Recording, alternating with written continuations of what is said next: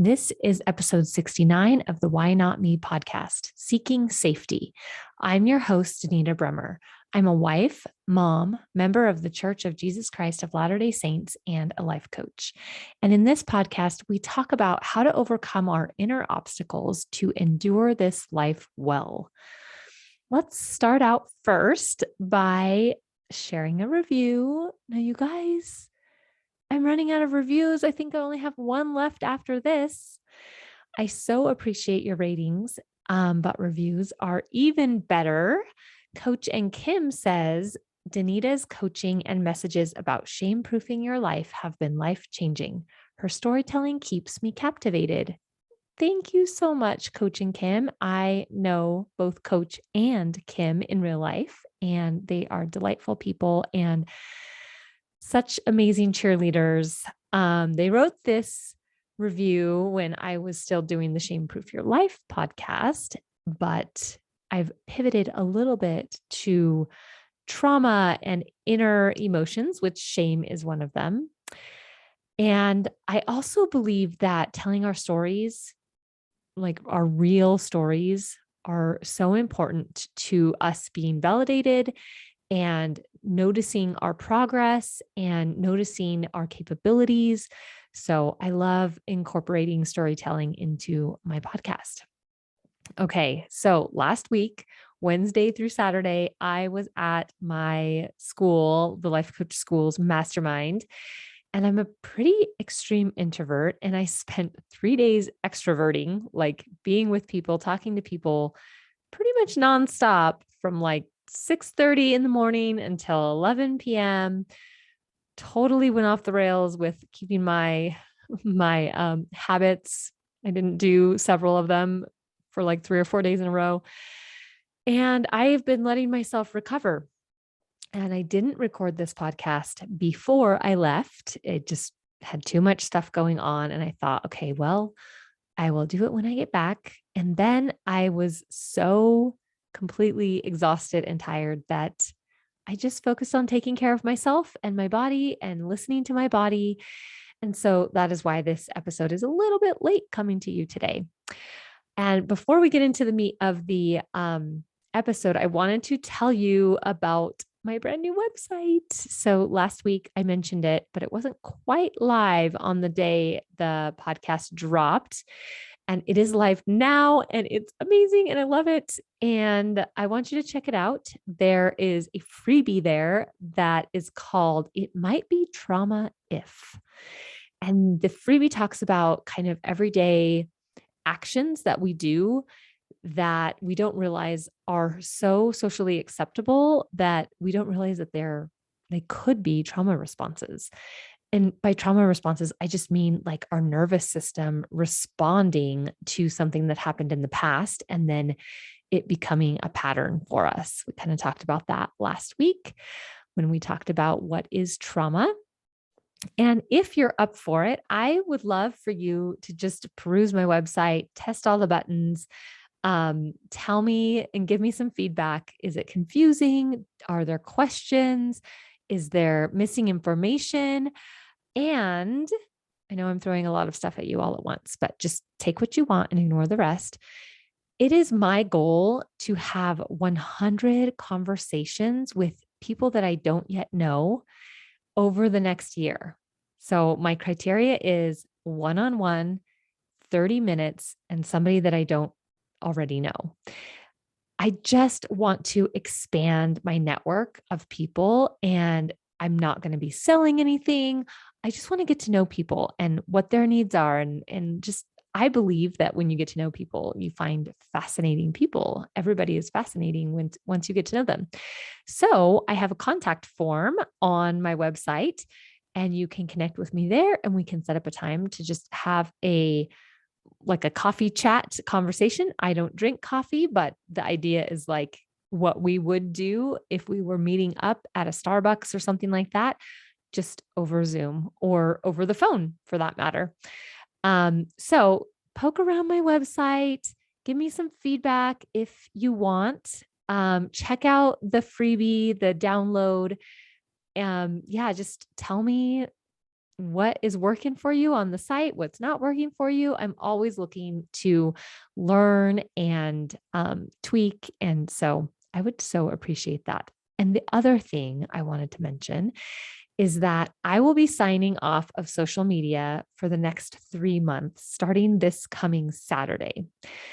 So I would so appreciate if you find value in this podcast for you to share it with a friend or to send a friend my website if you think that they would, um, benefit from the things that I have going on there. I've been feeling a spiritual prompting to step away from social media, specifically Instagram and Facebook, because I'm not on Twitter and I'm not on LinkedIn. I will still be podcasting and I will still be emailing out to those who are on my list.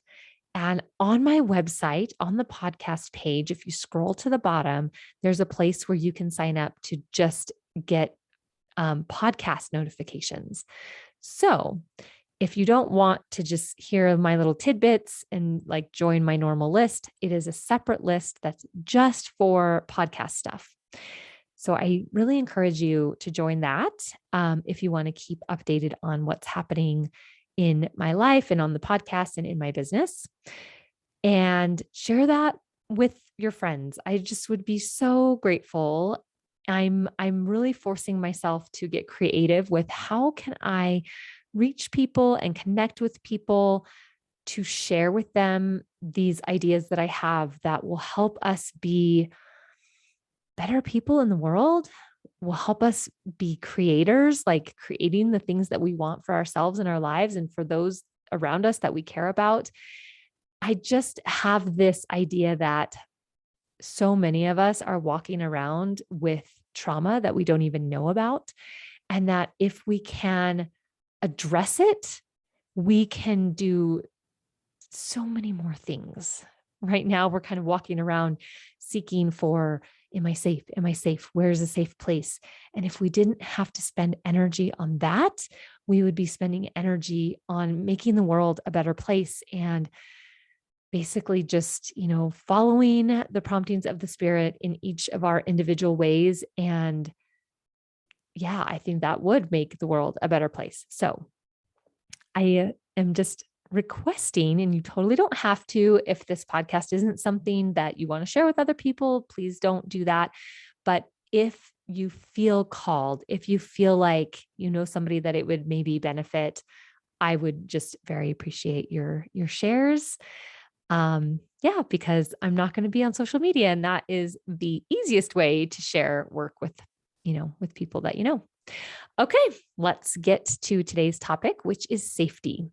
So, 2 episodes ago, I talked about how I realized that I still had trauma and that I wanted to address it and like how it was affecting me. It was preventing me from really showing up the way I want to show up in my business. And I just really believe in the mindset tools and the somatic bodywork tools that I have experienced and that have changed my own life. And I know that there are so many people in the world that are walking around not knowing about these tools, and they're simple.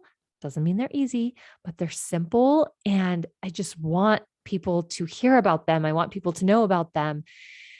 And when we are, like I said earlier, when we're oriented toward how do I feel safe? How do I get to a safe place? What is safe for me? Then we're not doing that amazing work in our lives.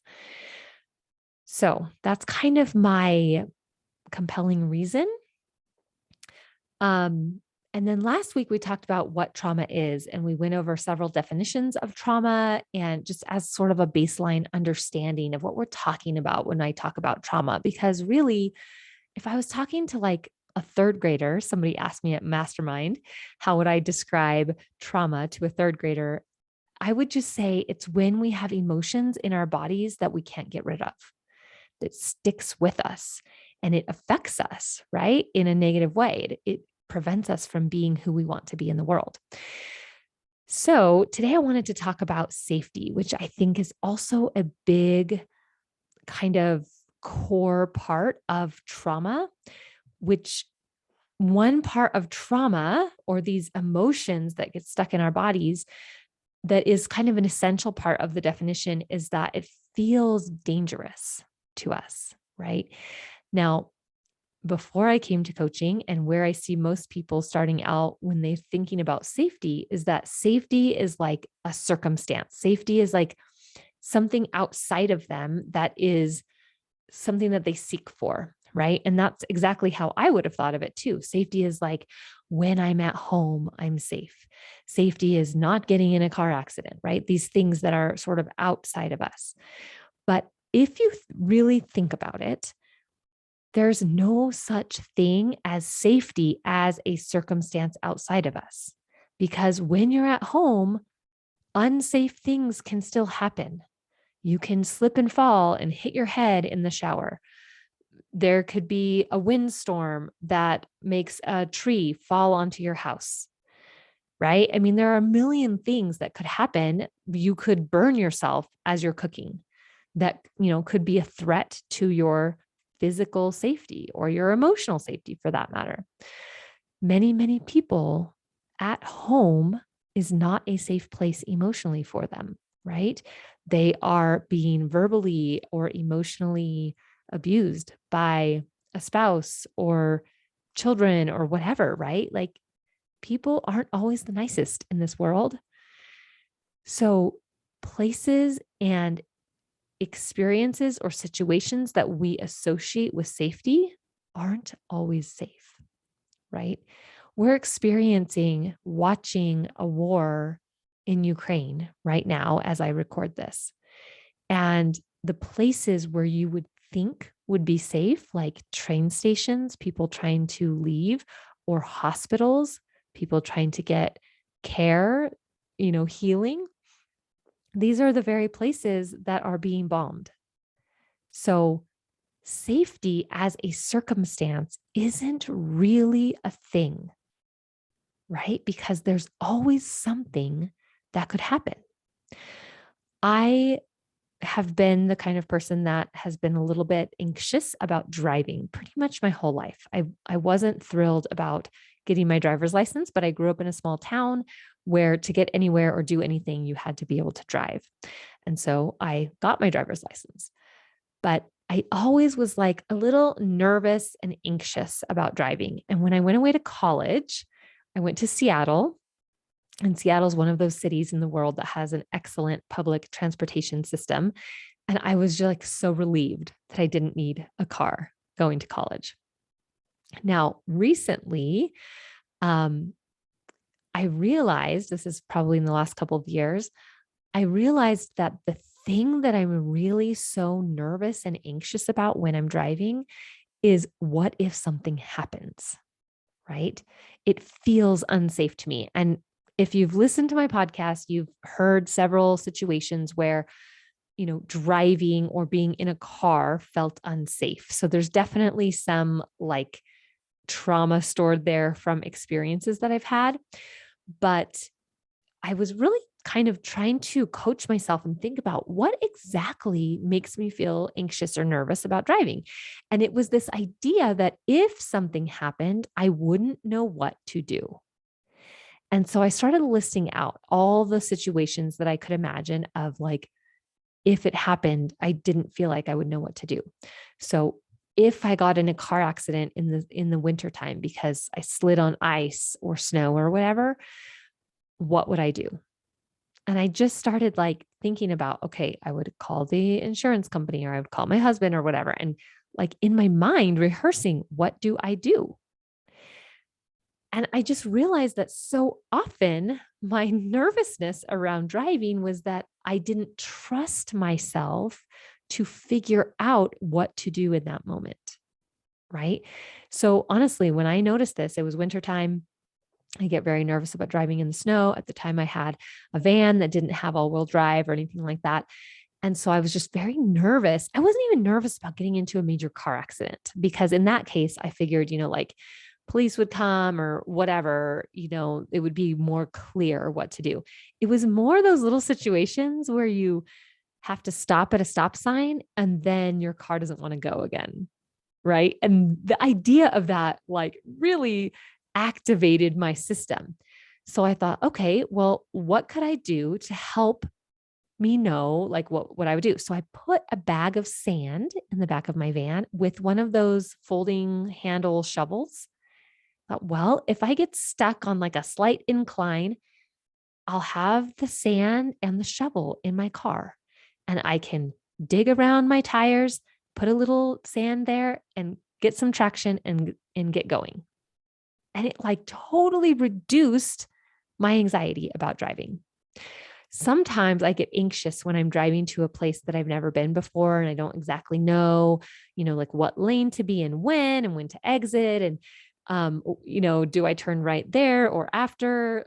We had to go get our kids' passports renewed recently. And because of time crunch, we had to go kind of to this place far, far away. And then, of course, a few days before the appointment, my husband gets COVID. So I'm the one driving 30 minutes away to a new place. It was kind of this ghetto neighborhood.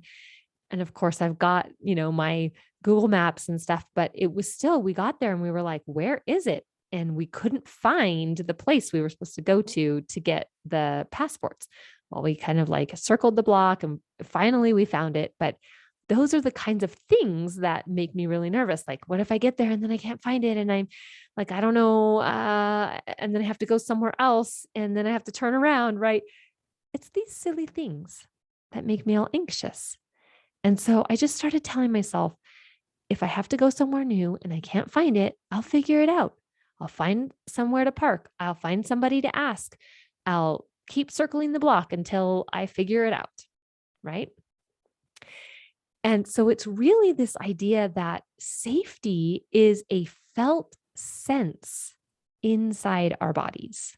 Now, if you have experienced trauma, if you've had literally a threat to your safety,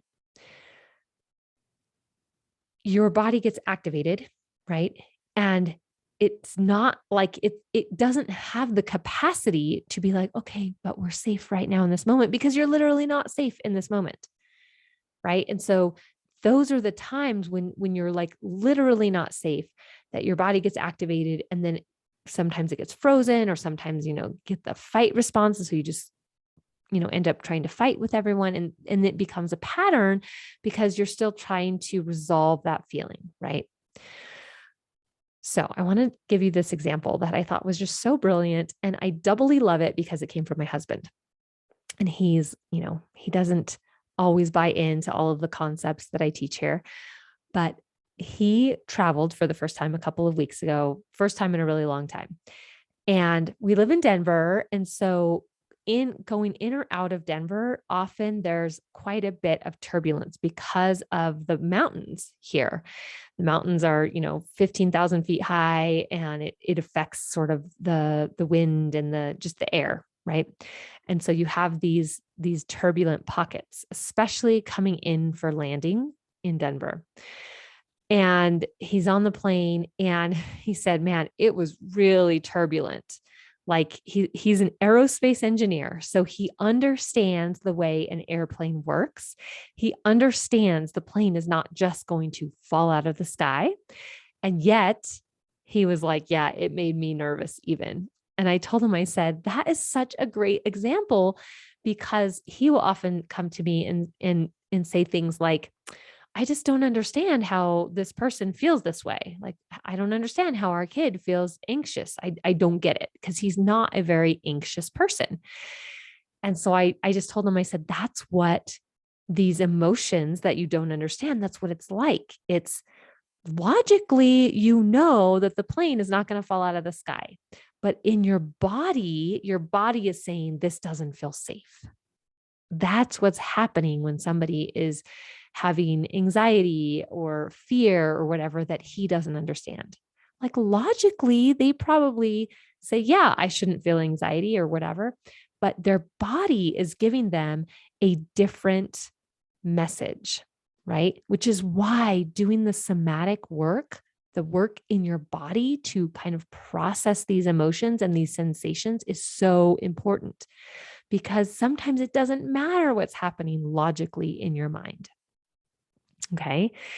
That is what we have to create: a felt sense, a feeling, a sensation in our body that says, I'm safe. And for some of us, we don't ever have that feeling. We're always kind of on edge.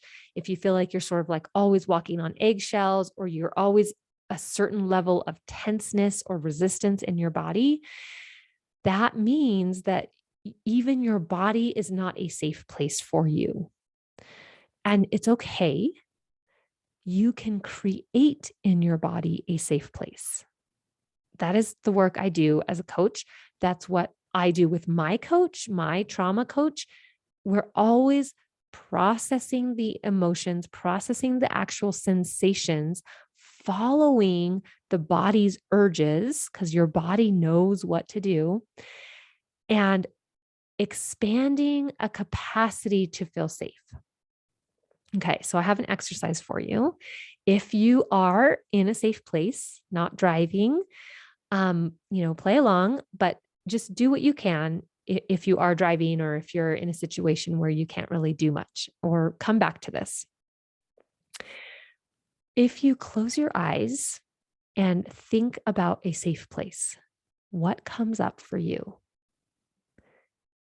It could be a specific place from your past, like a family cabin or your grandmother's arms, or it could be a place you frequent in your present life, like your bed, the temple, or your favorite outdoor place. Or it could be a general idea of a place like a warm beach or a cozy chair with a cup of hot cocoa. Just close your eyes and choose a place and bring this place to the front of your mind. And as much as you can, notice the details of this place. What do you see?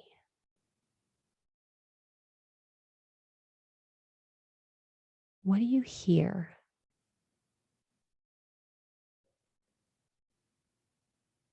What do you feel? Can you reach out and feel something in your mind's eye?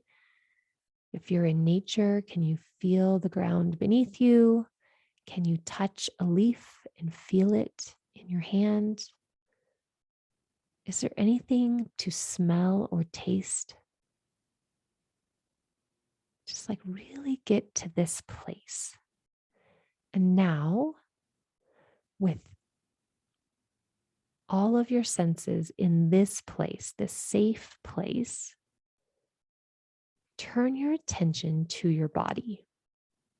How do you feel in your body?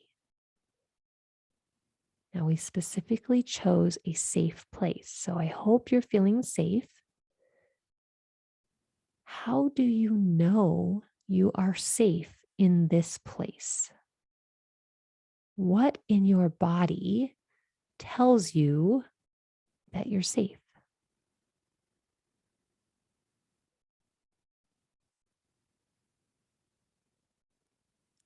This is your felt sense of safety. It might be a tiny little place, like just the tip of your pinky finger. Or it might be this very small, subtle feeling in your chest or in your gut or in your throat, or it could be a feeling in your head. Where in your body do you feel the most comfortable, the most relaxed? This is your safe place inside your body. This is your felt sense of safety.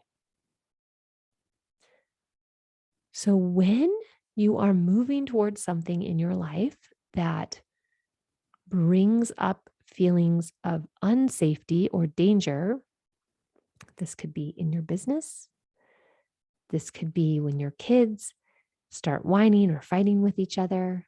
This could be in a social situation when you maybe don't feel comfortable with yourself or you feel nervous. you can go back to this feeling. And you can just do this exercise where you bring your mind to your safe place. You ground yourself in the sights and sounds and feelings and tastes and smells of your safe place. And then you turn your mind to your body. I am safe now. Because almost always in the present moment, if we take the time to slow down, we are safe in this present moment. If you need to move towards something that feels unsafe, if you can take a moment and ground and feel into this sense of safety in your body, you may also need to muster up some courage. What does courage feel like? You might have to touch into this place of safety in your body while you are touching in to courage. And then you can accompany yourself as a safe place as you move toward whatever it is going on in your life that feels unsafe. This is the work I do with my clients, helping them to get their minds and their bodies aligned with safety and confidence and courage and whatever fuel they need to move toward the things they want in their lives. It's not just a work that we do in our minds. It's a work we do in our bodies.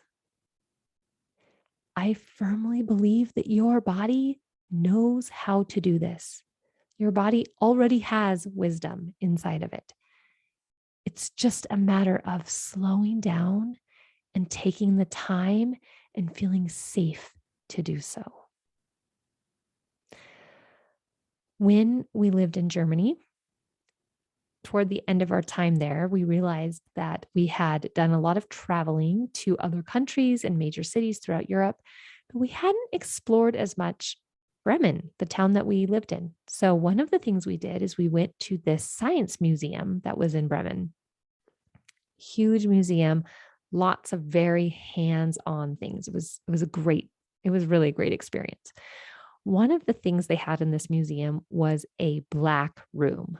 You enter the room and it's like a maze that you have to navigate with completely no light in the room. They take all these measures to make sure that there's no light. So you have to feel your way around and the floor starts sloping up and down. The walls have different textures. There's different like doorknobs and things, and it's totally black. You can do this work on your own. You can practice taking deep breaths, grounding in, feeling your body, processing your emotions. But it's like navigating a maze in the pitch black. And doing it with a coach is like me giving you a rope and saying, just hang on to the rope and follow the rope. There's still plenty of darkness and plenty of like fumbling around, figuring it out. But doing the work with a coach makes it so much more direct. And it also gives you that sense of safety, right? Like, oh, somebody's done this before. I just follow them. I just keep my hand on the rope and keep going. So I invite you, if you feel like you are ready to do this work, or you just want to experience a little taste of it, go to my website, danitabremmer.com, and schedule a free session. And when I say a free session, I mean a free coaching session, not a sales call. Come experience 1 hour of what I'm talking about. Okay? That's enough for now, and so are you.